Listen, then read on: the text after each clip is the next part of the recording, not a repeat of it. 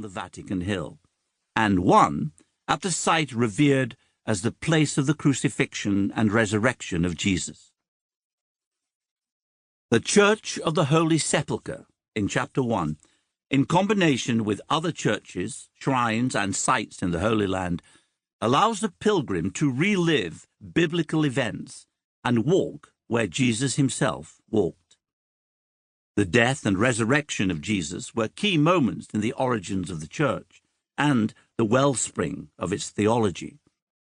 The Holy Cave, which was the tomb of Christ, was itself buried under tons of rubble and had a pagan temple built over it.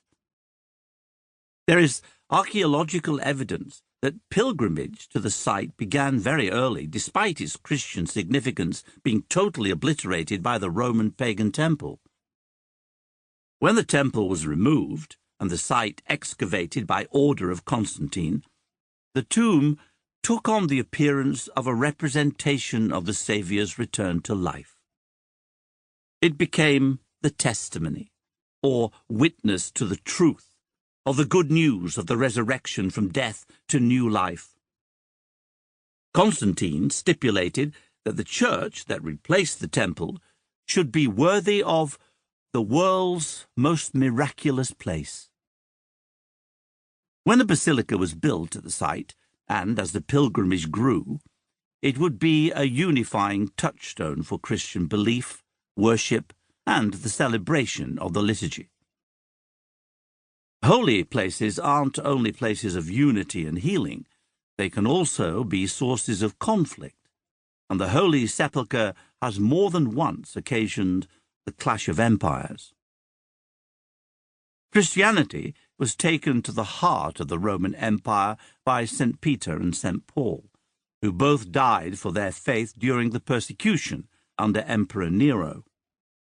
Peter was crucified upside down on the spine of the circus across the river from the capital on the edge of the Vatican Hill.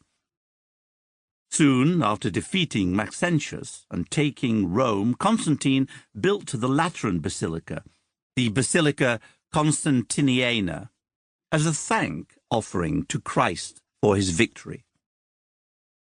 The nature of the church was forever changed by the conversion of the emperor.